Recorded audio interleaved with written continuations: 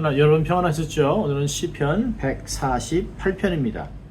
할렐루야. 하늘에서 여호와를 찬양하며 높은 데서 찬양할지어다. 그의 모든 사자여 찬양하며 모든 군대여 찬양할지어다. 해와 달아 찬양하며 광명한 별들아 찬양할지어다. 하늘의 하늘도 찬양하며 하늘 위에 있는 물들도 찬양할지어다. 그것들이 여호와 이름을 찬양할 것은 저가 명하심에 지음을 받았음이로다. 저가 또 그것을 영영히 세우시고 패치 못할 명을 정하셨도다. 너 용들아 바다여 땅에서 여호와를 찬양하라. 불과 우박과 눈과 안개와 그 말씀을 쫓는 광풍이며 산들과 모든 작은 산과 과목과 모든 백향목이며 짐승과 모든 가축과 기는 것과 나는 새며 세상의 왕들과 모든 백성과 방백과 땅의 모든 사사며 청년 남자와 처녀와 노인과 아이들아 다 여호와 이름을 찬양할지어다. 그 이름이 홀로 높으시며 그 영광이 천지에 뛰어나심이로다. 저가 그 백성의 뿔을 높이셨으니 저는 모든 성도 곧 저를 친근히 하는 여호와 이스라엘의 자손의 찬양거리로다. 할렐루야. 아멘. 오늘은 만물은 하나님을 찬양하라 라고 하는 제목으로 말씀을 나누려고 합니다. 오늘 본문은 할렐루야 시편이라고 불리는 146편부터 150편까지 5편 중에 세 번째 시편입니다. 이제 두 편만 더 보면 시편 산책은 강의가 끝나게 됩니다. 참 오랫동안 시편을 보았습니다.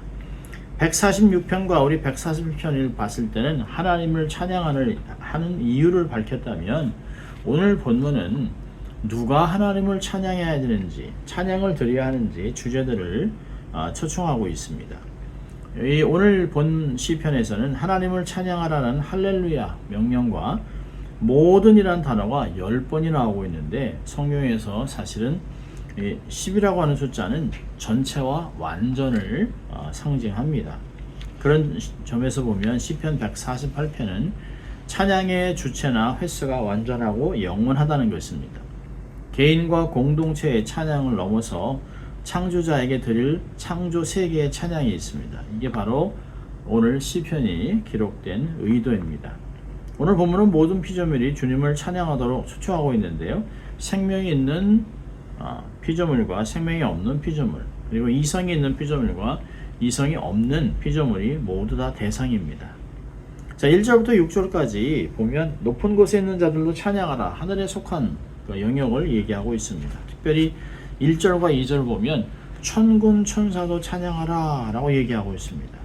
여기 보면 시인은 하늘에서 그리고 높은 데서 하나님을 찬양하라 라고 선포하고 있습니다. 하늘은 해와 달과 별들이 있는 공간이지만 영적인 존재가 있는 곳을 지칭합니다.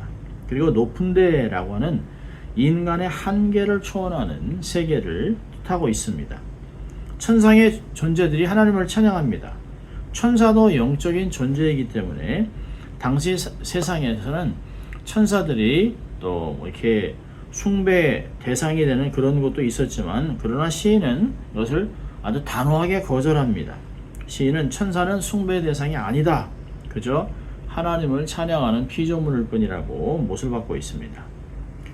3절부터 6절까지는 천체에 있는 것들도 찬양하라고 얘기합니다. 3절과 4절 보니까 해와 달들, 하늘의 하늘, 하늘에 있는 물, 모든 것을 찬양하라고 얘기합니다.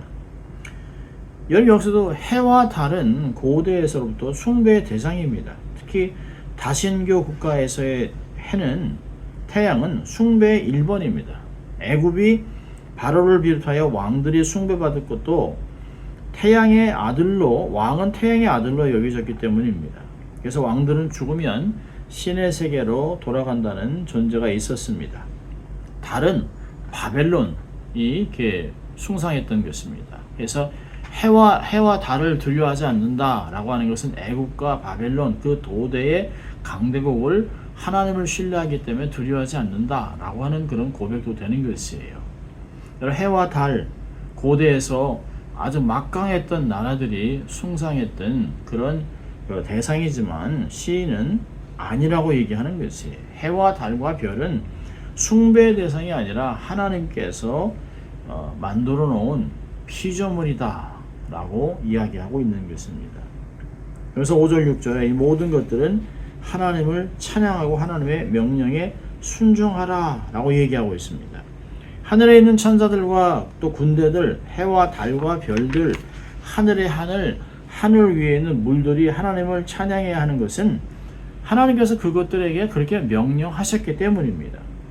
천상의 세계가 철저하고 완벽하게 한치의 오차도 없이 신묘막측하게 하나님의 뜻과 계획에 의해 움직이고 있습니다. 운행되고 있는 것이에요.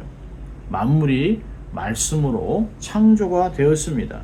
있어야 할 곳에 두신 그곳에 그들은 옮기지 않고 하늘이 땅이 되거나 낮이 밤이 되거나 이런 일이 없습니다. 달이 변해서 해가 되는 일은 절대로 있을 수 없습니다.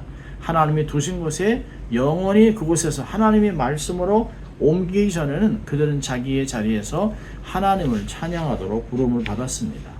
그리고 그런 변화들은 동이 서로 변하는 일은 없습니다. 하나님께서 그들에게 그렇게 명령해 놓으셨기 때문입니다. 여러분, 하나님은 완제품으로 창조하셨어요. 그래서 성경이 얘기하는 건 창조론이지 진화론이 아닙니다. 모든 생물들이 점점 진화해서 이렇게 변했다, 원숭이가 변해서 사람이 됐다, 터무니없는 이야기들입니다. 하나님은 처음부터 온전한 모든 것을 창조하셨습니다. 자, 두 번째로는 7절부터 10절까지 이제 땅에 속한 것들을 얘기합니다. 1절부터 6절까지는 하늘, 천체, 이 모든 천상 세계를 얘기했다면 7절부터 10절까지는 땅에 속한 것. 그래서 육해상의 모든 것도 하나님을 찬양하라 라고 얘기하고 있습니다.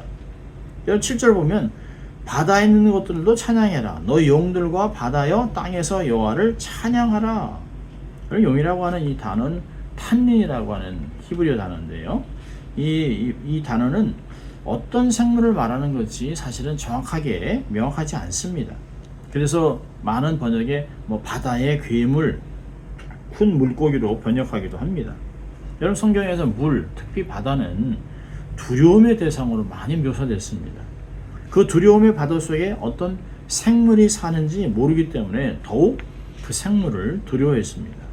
항해하던 배가 전복되거나 또 난파가 되는 것은 바다에 사는 괴물이 그것을 잡아당기거나 또 이렇게 끌어당겼기 때문이라고 여기곤 했습니다.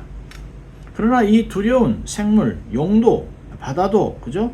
하나님을 찬양해야 될 것은 피조물이라고 시인은 선언하고 있습니다. 두려워할 대상이 아니라는 거예요. 하나님이 창조해 놓은 것, 하나님이 운행하시는 대로 그들은 존재하고 움직이는 것이라는 거죠. 또 8절에서는 궁창에서 땅에 쏟아지는 것들도 찬양하라는 거예요. 불, 우박, 눈, 안개, 그 말씀을 쫓는 광풍이며, 말씀을 쫓는 광풍, 하나님의 말씀이 아니면 안 움직인다는 거예요. 하나님 말씀하지 않으면 어떤 것도 생기지 않습니다. 바람도 불지 않습니다. 어떤 것도 움직이지 않아요. 토네이도, 허리케인, 홍수 이런 건 절대로 우연의 사건이 아닙니다. 무슨 글로벌 워밍이니 아닙니다. 그렇지 않습니다. 하나님이 정하셨기 때문에, 하나님이 명령하셨기 때문에 바다도 선을 넘기도 하고 어떤 때는 지진이 나기도 하고 우박이 내리는 것이, 모든 것들이 하나님의 명령만을 기다리고 명령하면 그대로 순종하고 있습니다. 하나님의 말씀이 떨어져야 움직여요. 말씀하신 대로 이루어집니다. 9절에서는 찬양의 모든 수목도, 산야의 모든 수목도 찬양하라. 산들과 모든 작은 산, 과목, 모든 백향목이며, 수목들도 자기의 주인이 누군지 알아요. 사람이 아니에요. 우리는 그저 관리인입니다. 모든 수목들도 자기들을 창조하신 하나님을 알고 있습니다. 여러분, 이 모든 수목들이 폭우로 자라나요? 아니에요.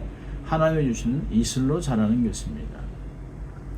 또 10절에 모든 금수 곤충도 찬양하라 합니다. 짐승, 가축, 기는 것, 나는 새며, 모든 언덕과 과일나무들, 백향목들, 짐승들, 가축들, 기어다니는 동물들과 날아다니는 새들도 하나님을 찬양합니다. 이 모든 것이 하나님 찬양할 이유는 하나님께서 지으시고 먹여 기르시고 먹여 자라게 하시고 번식해서 유지하게 하시기 때문입니다. 하나님의 말씀이 아니면 참새 한 마리도 떨어지지 않습니다. 우연이 없습니다. 하나님이 다 하시는 것이에요. 우리가 볼 때는 뭐 자연재해나 무슨 이런 걸로 해서 일어나는 것 같지만 그렇지 않아요. 하나님이 명령하시고 하나님이 운행하시고 계시는 것입니다. 완벽하게 온 세상의 창조물들은 하나님의 말씀에 순복합니다. 유독 하나님의 형상을 갖고 있는 사람만 하나님을 대적하는 것이에요. 얼마나 배은망덕합니까?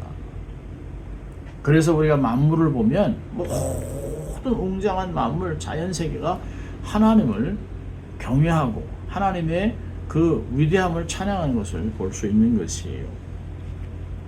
자, 오늘 시편의 절정인 11절과 12절엔 모든 인생도 함께 찬양하라 얘기합니다. 11절과 12절에 각 나라의 왕들, 모든 백성, 방백, 땅의 모든 사사, 청년, 남자, 처녀, 노인, 남녀노소 다 남녀노소를 막론하고 고위지하를 봉분하고 하나님을 찬양해야 하는 것입니다. 인생을 비롯한 만유는 모든 하나님께 마땅히 찬양해야 됩니다. 여러분 시편 49편 20절에 얘기합니다. 존귀에 처하나 깨닫지 못하는 사람은 멸망하는 짐승과 같다는 거예요. 나를 하나님이 만물의 영장으로 삼으시고 하나님의 형상으로 이 땅을 다스리고 섬기라고 주신 그걸 못 깨달고 그냥 동성연연히 개돼지같이 삶을 살아간다면 그건 멸망하는 짐승과 똑같은 것이에요. 남과 남녀라고 하는 정확한 성의 구분이 있는데도 불구하고 이들이 자기의 죄악을 해서 남자가 남자를 쫓아가고 여자가 여자와 행음하고 이런 모든 것들 이게 다 타락한 모습입니다. 멸망하는 짐승 같은 것이에요. 13절에 찬양할 이유를 다 여호와 이름을 찬양할지어다. 그 이름이 홀로 높으시며 그 영광이 천지에 뛰어나심이로다. 하나님의 이름이 홀로 높으시고 하나님의 영광이 천지에 뛰어나기 때문입니다. 그리고 결론적으로 14절에 저가 그 백성의 뿔을 높이셨으니 저는 모든 성도 곧 저를 친근히 하는 이스라엘 자손의 찬양거리로다. 할렐루야라고 할렐루야 시작해서 할렐루야로 시편을 마치고 있습니다. 하나님께서 하나님 백성인 이스라엘 자손의 뿔을 가장 높여주실 때는 두말할 필요도 없이 출애굽 사건입니다. 홍해를 건너게 하신 것이. 그럼 홍해를 건너기 전에는 그들은 애굽의 노예로 400년을 지나지 않았습니까? 그들은 종으로 태어나서 종으로 죽었던 것이에요. 그저 주인이 얘기하면 듣고 주인이 때리면 맞고 주인이 죽이면 죽는 것이에요. 그렇게 아무 인권이고 뭐고 없이 그냥 그저 짐승같이 말하는 짐승같이 살았습니다.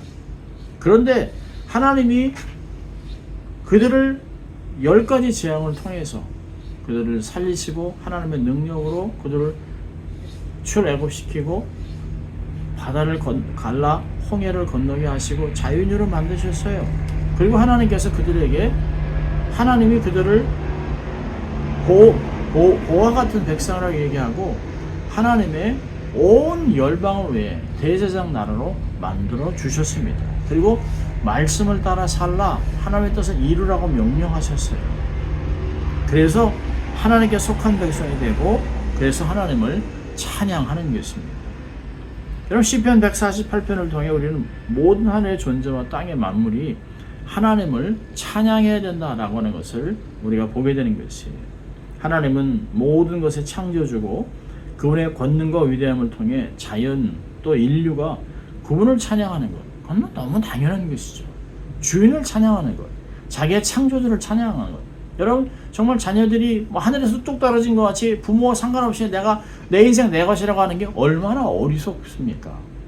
얼마나 기가 막힙니까? 저거 뭐 아무것도 알지도 못하는 저게 여러분 우리가 그러고 산다는 거예요. 여러분 만물은 자기의 주인이 누군지 알아요. 그래서 찬양합니다. 순종합니다. 모든 이게 시즌 봄, 여름, 가을, 겨울, 비바람, 폭풍에도 창조주를 원망하지 않아요. 그걸 보면서 우리는 얼마나 더 귀하게 존귀하게 창조되었나, 신면막측하게 창조가 되었는가. 그렇다면 이런 상황에서도 하나님이 살 길을 내시고 모든 것을 복되게 하시고 우리를 인도하실 것을 믿기 때문에 최선을 다하여 원망을 거두고 하나님께 기도하며 지혜를 구하고 찬양하며 삶을 살아가야 됩니다. 날마다 우리의 찬양과 경배가 하나님께 영광 돌리는 것을 깨닫고 그분을 높여드리고 찬양하는 삶을 살아가야 하는 것이죠. 자, 우리가 두 가지만 우리가 삶에 적용을 해본다면, 첫째로는 찬양은 모든 만물의 의무로 하는 것이 옵션이 아니에요. 내가 하나님을 찬양해도 되고 안 해도 되고 기분이 내키면 하고 아니면 싫고 삐지고 그런 것이 아닙니다. 우리가 보겠습니다마는 시편 150편에 호흡이 있는 자는 살아있다면 하나님을 찬양하라 라고 얘기하고 있습니다. 여러분, 그 말씀을 보면 불신자들마저 하나님을 찬양해야 됩니다. 불택자도 예외가 아니에요. 하나님의 창조를 받았기 때문에 찬양하라는 것이에요. 그러나 하나님의 사랑을 깨달은 사람만 온전히 찬양하죠. 특히 성도들은 자신의 뿔을 높여주신 하나님께 더욱 찬양해야 합니다. 더군다나 왕같은 제사장으로 삼아주시지 않았습니까? 열방을 섬기도록 하나님의 자녀로, 하나님의 그 왕같은 제사장, 하나님의 소유로 삼지 않았습니까? 얼마나 놀랍습니까? 이런 것을 온전히 깨달았던 우리의 믿음의 선조들은 세상에 이런 사실을 모르는 사람들에게 복음을 증거하기 위해서 열방에 나가 순교도 하고 기꺼이 자신을 희생했던 것을 우리는 볼 수 있습니다. 하나님을 찬양하는 삶을 사시길 바랍니다. 자, 두 번째로는 말씀을 사모해야 됩니다. 여러분, 모든 것들은 말씀에 기록되어 있어요. 모든 일은 하나님 말씀 한마디로 끝납니다. 말씀 한마디로 이루어져요. 모든 것이 하나님의 뜻대로 이루어집니다. 그렇다면 하나님의 뜻을 발견하고 바로 깨닫기 위해서는 말씀의 깊이를 소유하며 살아야 합니다. 말씀을 부지런히 살펴야 합니다. 그러면 좋은 것을 얻어요. 지혜도 얻고 능력도 얻고 영육 간의 치유도 경험하고 삶의 원동력과 활력을 얻을 수 있습니다. 잠언 16장 20절에 삼가 말씀에 주의하는 자는 좋은 것을 얻나니 여호와를 의지하는 자가 복이 있느니라. 말씀을 주의하면 좋은 것을 얻어요. 여호와를 그래서 의지하면 복을 얻는 것이에요. 여러분, 사람은 절대로 떡으로만 살 수 없습니다. 하나님의 입에서 나오는 모든 말씀으로 살 것이라 얘기했습니다.